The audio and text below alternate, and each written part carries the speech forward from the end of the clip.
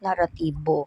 Iniisa-isa niya. So, na-appreciate ng mga taga-TikTok kung gaano siya kagaling maghimay ng mga kwento. So, kaya namin siya hinirang na bagong Teka hukom ng muna. TikTok. Nakita ko yung content mo, clarification about dun sa part 1, part 2 hanggang part 3 pa mahaba. 5 yun, G. 5. Tatlo na nakita ko. Mm-mm. Unang-una, hindi kita ini-stalk. Okay. Wala akong panahon i-stalk kita. Okay. Pangalawa, ako unang umakyat dun sa prosecutor. Hindi si Maggie, ako. Okay. Yun. Pero wala kasing, nung pag-akyat ko doon, kasi bine-verify ko yung location mo dahil nagpadala ka sa akin ng Viber na nandoon ka sa prosecutor's emails. Tama ako, di ba? Yeah, nagpaano ko, Gusto kong alamin kung talagang confirm na nandoon ka. So, lilinaw ko lang ha, my love. So, mas nauna kang umakyat kay Maggie. Oo. Naka-hazard park ka ba? Hindi, nakapark ko ng maayos. Okay. Kasi pinadala mo sa akin na nandoon kasi ayoko maniwala. So, talagang umakyat ako, hindi kita nakita. Okay? So, gaano katagal yung pag-akyat mo at pagsunod ni Maggie? Gaano katagal? Sabi ko mag-check mo nga kung nandun si Bro. So, nakita mo ko? Hindi. So, hindi mo ako Siya nakita na... nakakita sa'yo. So, hanggang saan ka umakyat ka ba ng hagdan? Yeah, I was in pati sa may window area. Nagtanong ako doon kasi may in-inquire din ako actually. Eventually may in-inquire ako. Sabi ko, oy, si Bro, kasi nasa pantalon lang kami. Hello? Hindi ka naririnig, RG. Walang audio. Walang audio, RG. Sayang lang. Maybe you can go down and you can ask again. Walang audio. May narinig ka ba paki ko sa'yo? Ayan, you can go up. So, antayin natin yung kay RG na pagpa-aminin nyo, nagyayaan kayong mag-inuman after. Wait.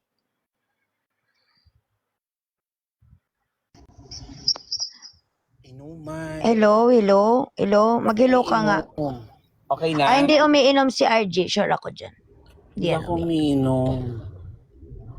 So, ganito, J, linawin ko. Umakyat ka talaga, Okay nag-inquire, naririnig ka na. So, nag-inquire ka talaga, lumapit ka doon sa receiving window. So, ulitin ko para di ka tanong-tanong, ha? Para maklaro sa Okay. makinig ka ba ako magkukuda? Umakyat, Okay. after mong pinadala sa akin yung location mo, 3 pictures ang pinadala mo sa akin sa Viber. So, nasa pantalyon kami. Okay? Kay Major. Because dun sa ginawa mong email na nagko-complain ka for clarification, di ba? Sabi mo nga, magkumpangan kami ng agent ko. Alright. Ngayon, Okay. pag send mo sa akin, sabi ko, ay bulaan to. Clarify natin kung sa prosecutor's office to. So when I Wait went lang. there, hindi na nakita. Ang una mong sinabi, dito kami. Saan ka? Oo nga, kasi Ikaw yung unang nag-text. Kaya, no. Dito kami. Wait. Okay, makinig ka, hoy. Huwag kang bulaang propeta. May picture kang pinadala sa akin. Eto nga, sasabihin ko nga, ang una mong nag-send sa akin sa Viber, dito kami, nasan ka? So ngayon, nung malaman, teka lang, nag-send ako sa iyo ng picture. Nag-send ako sa iyo ng content. It's not picture. So nag-send ako, nandito ako. Picture yun, picture. Huwag ka. Okay. Ganito. Christmas.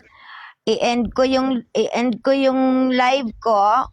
Mag-live ka, ipakita ko yung Viber mo. Kasi itong cellphone na to ang gamit ko sa Viber eh. whatever. Ang O, so whatever. So, wag na. Teka lang. Doon na lang tayo sa wait, RG. Andito na tayo eh. Kasi nga, ang nililinaw ko dito, clarification nga eh. Alangan namang mag-sign language tayo dito na magka-clarify tayo. O, so, ang nililinaw ko, so umakyat ka talaga sa prosecutor's office at may in-inquire ka doon sa window. Tama ba? Okay. So, tapos, nung after mo nag-inquire, bumaba ka din. No, sumilip ako sa bintana, sa may pintuan, wala, hindi kita nakita. Okay? So, bumaba ka na. Pagbaba ko, sabi ko, paki-double check nga kasi sa labas ako naka-parking, mainit na sa pinaparalan kong kotse. Sabi ko, Mags, double check mo nga kung talaga si Bruhan nandiyan dyan o gumagawa ng storya lang. Okay? Sure yan. Tapos, bakit si Maggie doon? And then sabi niya, ay, Kuya RG, nandito siya. Okay. So tama yung kanyang mga eksena sa Viber. Oh. So paano ka in-stock doon? Okay, RG, ako naman. Oh, ikaw talaga. So, paano nangyaring invisible ka sa CCTV?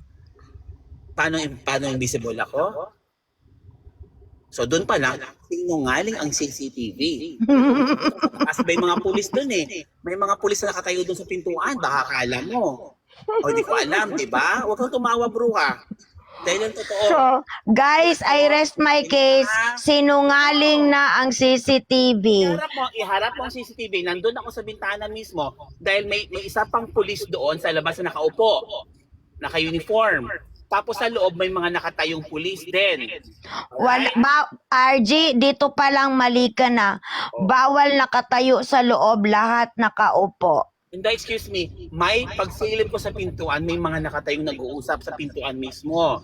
Tapos may pulis na naka-uniform sa labas, dun sa may mga white chairs sa tapat ng window. So paano ko malaman may upuan sa tapat ng window? So RG, wag na, okay, granting arguendo na sumilip ka. So ibig sabihin, yeah, I can ask na ma-play ang CCTV with consent nila. Magdemanda yan, magdemanda ka. Hinahamon kita ng demanda. So RG, the fact na invisible ka sa CCTV, mukhang nakakatawa na. Invisible? Andun nga, i-double check mo ang CCTV. Nandun Yes. ako. Double check mo. Dahil, paano ko malaman may mga upuan doon sa tapat ng window? Kung RG, hindi talaga nawawala ang upuan doon. Nandun yan. Upuan doon? Abe? Nandun yan. Kaya nga malay ko ba na? Sino ang nag-mute? Huwag niyo kong i-mute mga putang ina yung mga admin mo. Sino ba? Andito kamay ko, oh. Sino nag-mute? Kasi RG, Wala ka katotohanan. so imposible namang invisible Hindi siya ka. imposible. Hindi ako invisible. Malamang andun ako, hindi mo ko nakita. So basically, ang tagal ko nakatayo doon sa bintana. Pag silip ko sa pintuan, alright, may mga, I think 4 na tao or 5 nag-uusap o 3 nakatayo doon sa may pintuan. Then may mamang pulis na naka-uniform, na may rangko pa, nakaupo sa may chair na puti. So I can describe. Andun sa CCTV camera yon. Kaya huwag kang magsabi na may CCTV camera o kung meron mo wala, sinungaling ka, nag-iimbento ka na hindi ako nakita. Dahil kung may CCTV camera doon, makikita ako.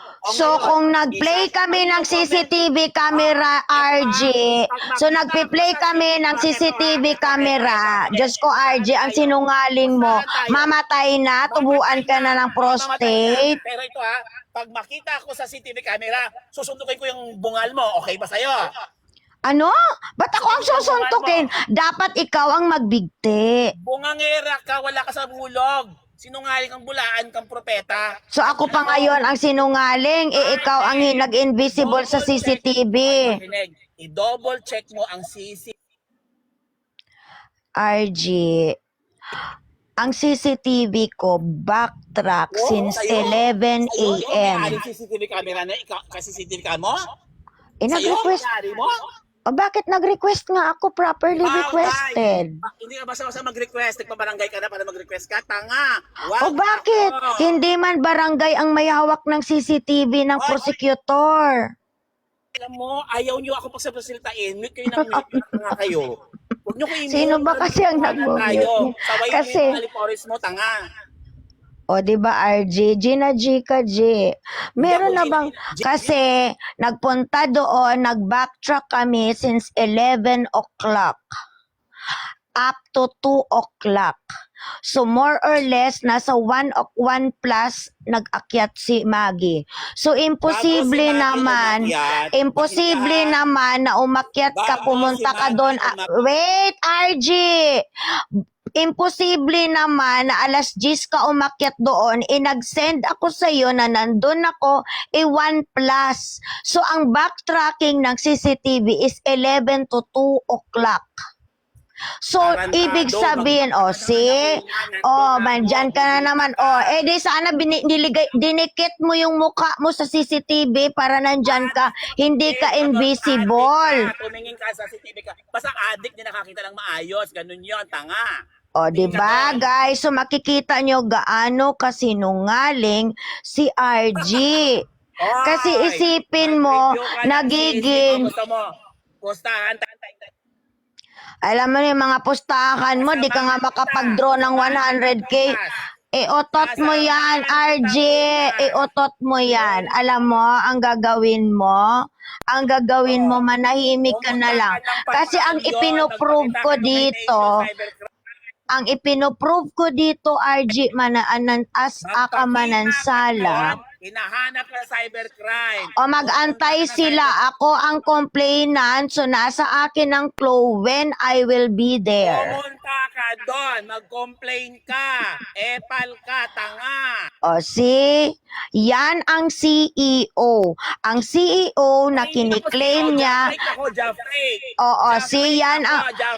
So dito siya na po ang umaamin na siya ay Japake at siya po ay nangutang sa akin ng 500.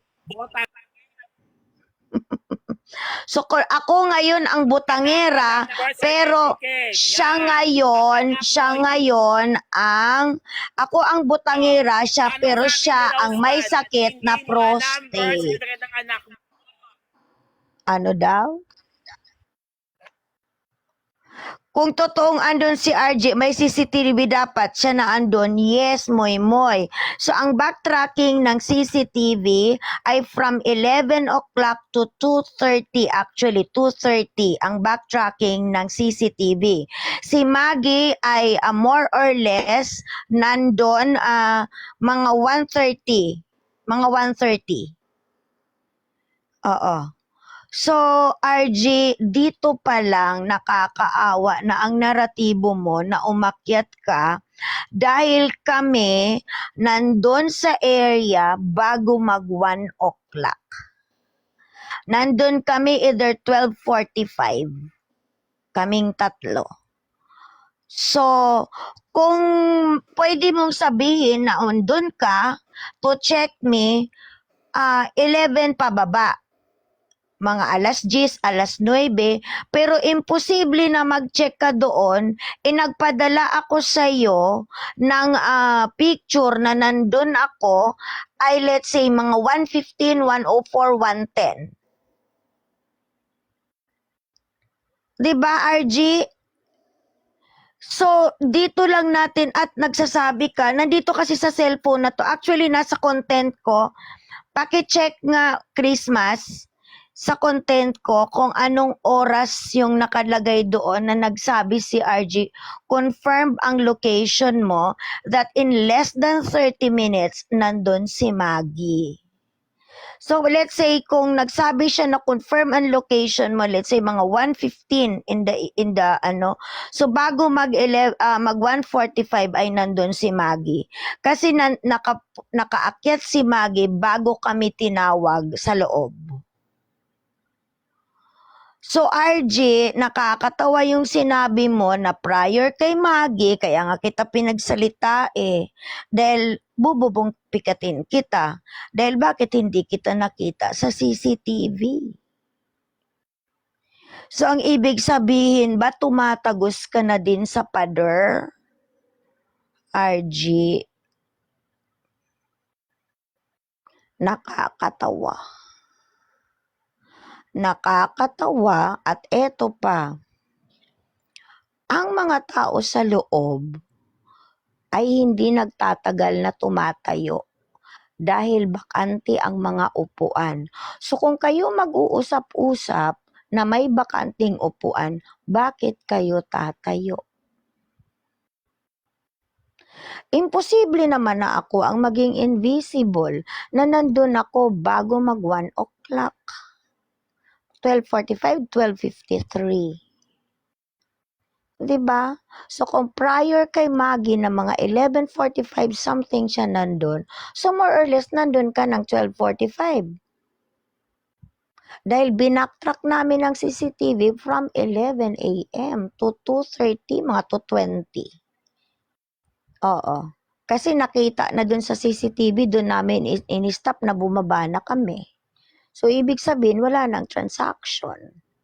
So, RG, dito makikita kung gaano ka talaga nagsayang ng oras mo para sundan lamang ako. Nagpakwento lang yan kay Maggie kung anong nasa lugar kasi nagtatago yan, duwag na yan, true. So talaga RG, kung gusto mo kong kitain, wait for me. I-submit nyo na kung nasaan yung galing sa pantalyon nyo. I-submit nyo na yung kaso against me at magkikita tayo. Kasi nililiwanag ko, hinold ko ang aking subpoena against sa'yo. Para mauna ka. Diba? Ano mo pa yan? Dapat magpalakpakan ka? Dapat magpadasal ka ngayong pasyon? Oo, kasi hinold ko't nauna ka. Di ba dapat ganun, RG? So mag-relax na kayo. Kasi guys, may bago na pala ngayon na CCTV na maaaring itago na yung ibang tao. Nag-CCTV pa. Hindi naman din pala makikita. Alam nyo, minsan kasi, pag-isipan ng mga sinasabi kay bruha. Kasi sa totoo lang, I am not born yesterday. So if given the chance that the prosecutor's office ay payagan ako na i-play dito, then so be it. So ano yung mapapala ako pag talagang nakikita from 11 o'clock to 2 o'clock na walang RG umakyat and it's just Maggie. So anong mapapala ko, RG? Will you hang yourself live? Gusto ko naman may mapala. Sayang naman yung effort ko na mag-request ako ng consent nila na everything will be played live. O, diba? So guys, next week I will be there. I-muestra ko lahat. Kausapin natin si Kuya Hermie. So, dito natin mapoprove, RG, paano nyo i-fabricate yung mga kasinungalingan nyo. Ang dami nyo ng kasinungalingan. Unang-una, may postate ka, sabi ni Rosebud. Yun naman pala, kwentong barbero. Eto naman, umakyat ka sa prosecutor's office na hindi ka nakikita sa CCTV. So, pangatlo, di ba? Ano ang meron? Biyernes ngayon, nasan na? Hi Bibi Love, good evening. So, hindi pa ba kayo nahihiya sa mga kasinungalingan nyo? Babanatan mo ko ng passport ko dahil ako ay hindi, ang tawag nito, I am not legitimate. na illegitimate ako. I've shown you the passport that I am bearing the name of my father, Dakipil. So, ibig sabihin na kapag pasa ako sa DFA ng legitimate passport na Dakipil ang apelyido ko, wala pang reveal law nung ipinanganak ako noong 1974. So, ibig sabihin kung wala pang reveal law at hindi kasal ang iyong mga magulang, at ikaw ay illegitimate, so apelyido ng nanay ko ang dapat andyan. 'Di ba? Unless may court order, 'di ba? Na apelyido ng nanay ko, ang tawag sa akin diyan ay legitimated. If after my birth na pinanganak ako na illegitimate at nagpakasal ang nanay at tatay ko after my birth, so I will be considered legitimated. But ang nanay ko, ang tatay ko, klaro na ikinasal 1971 at ako'y pinanganak 1974. And how come we become in the world na naging illegitimate ako, RG? Oo. At saka sabihin mo na walang ama ang anak ko. So, ibig sabihin, RG, nakakabuntis na ang talong? At ako na yung bagong hinirang na Santa Maria na buntis na walang kumalkal?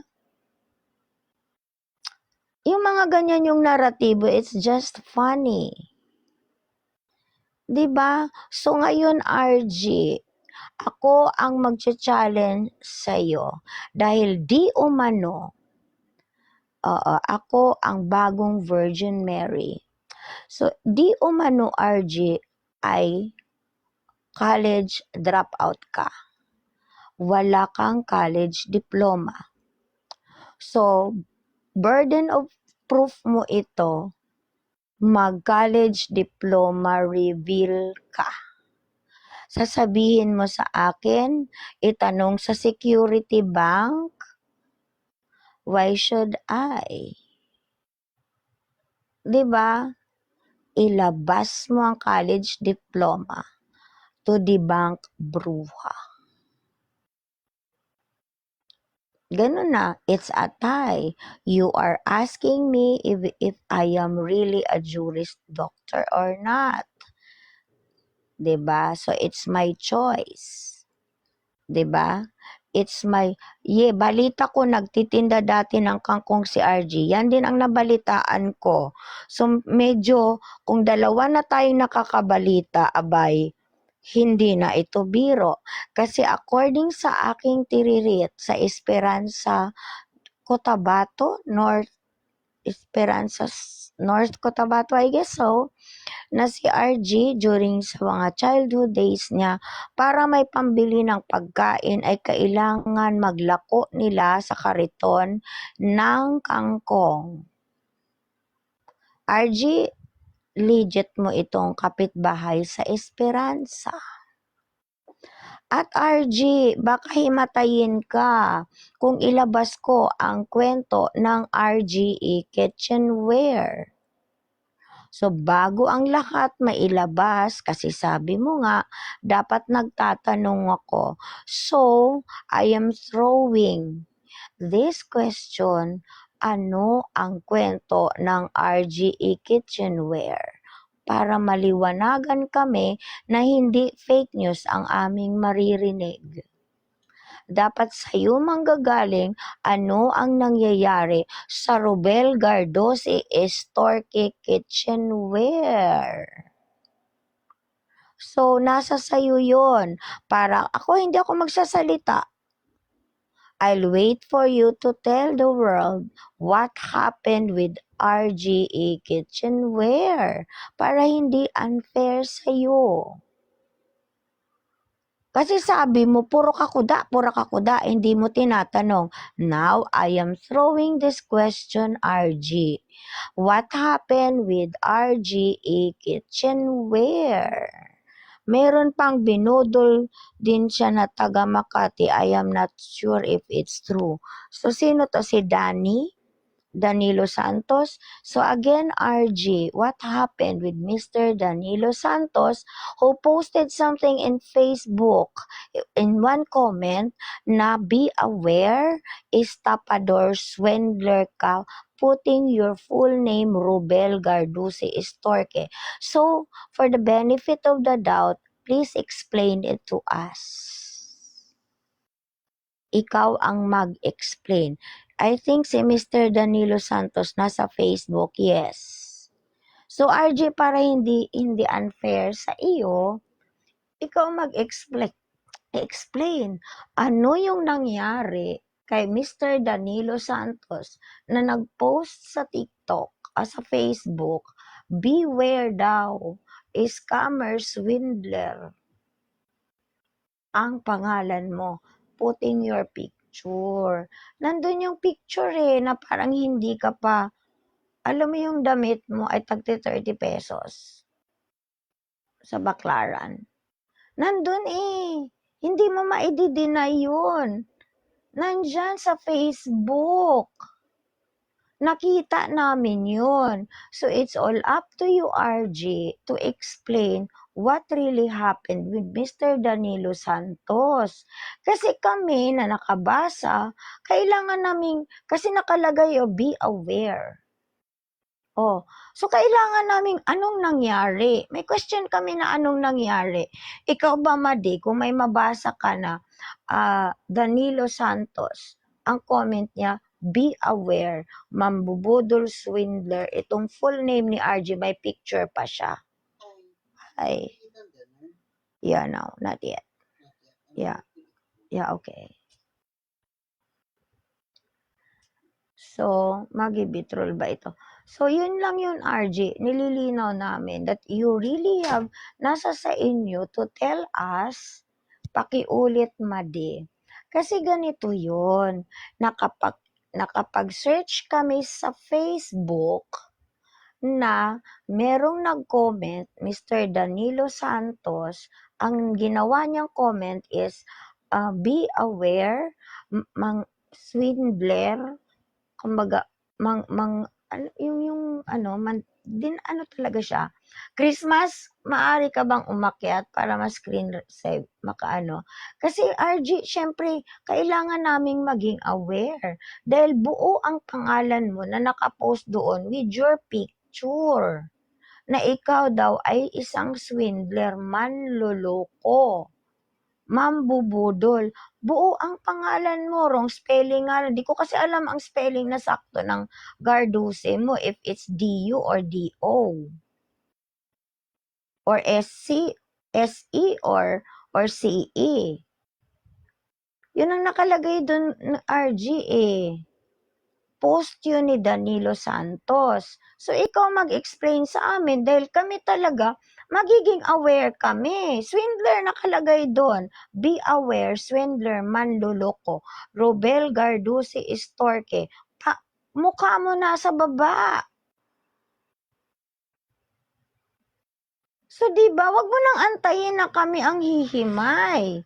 Explain it to the world who is Mr. Danilo Santos kasi kami magsasasaliksik. Kasi ang nakalagay doon, be aware at hindi magandang paratang na sinabihan kang swindler.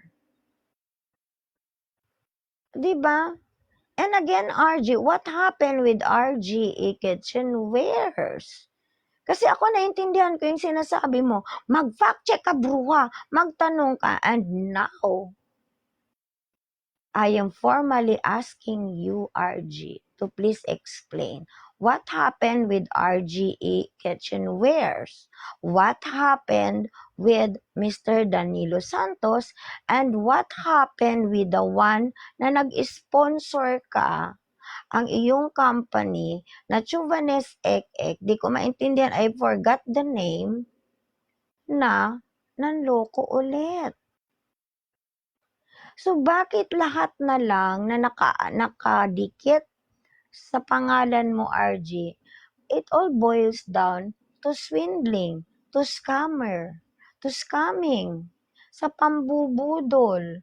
So, RG, maybe I will give you the time. I will give you the platform to explain everything. Kasi maliwanag ang sinabi ni Mr. Danny Santos na swindler ka. So kung hindi man yan totoo, disprove it. 'Di ba? Sabihin mong walang hiya to si Danny Santos, gumagawa ng kwento for us to know the truth. 'Di ba? Kasi hindi mo mawawala sa amin na magtatanong Lahat ng nakadikit sa pangalan mo talks about swindling. 'Di ba? Tas ako ang sasabihin mong bulaan, ako ang sasabihin mong peke, ako sasabihin mo lahat. Anong tawag mo nun? Ako yung nanghihingi ng baha when in fact, it's your legitimate neighbor. Nagsasabi kawawa yan sila nung maliit pa. Dahil inabando na sila ng tatay nila. Which is fact, RG. May anak sa labas, may anak yung tatay mo na nakapangasawa, anak ng tatay mo na hindi anak ng nanay mo, anak sa ibang babae, RG, na nakapangasawa ng pari sa Aglipay. So, nagko-collaborate dun sa napakausap ko na kapitbahay ninyo, nakawawa kayo dahil inabando na kayo. See? Bumalik sa'yo, RG, lahat-lahat ng kwento mo. Ngayon, ang sabi mo sa akin, hindi ako nakaapak ng college. Okay. Yun ang sabi mo O, di ba? So, ngayon naman pala, ikaw pala, ang hanggang OJT lamang sa Security Bank at na-absorb. Kaya ka nakapagtrabaho ng Security Bank. See? So, RG, ano ba talaga? May natapos ka o wala?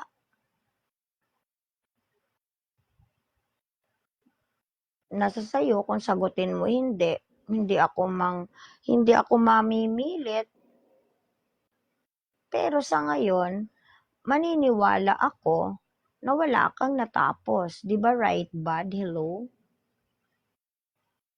Unless proven otherwise. So, ganun lang yan, G. Huwag mo na i-complicate ang mga bagay-bagay. Oo. Kung may natapos ka, so disprove it. Diba? But again, hindi kita pipilitin kung ano yung gusto mong marating.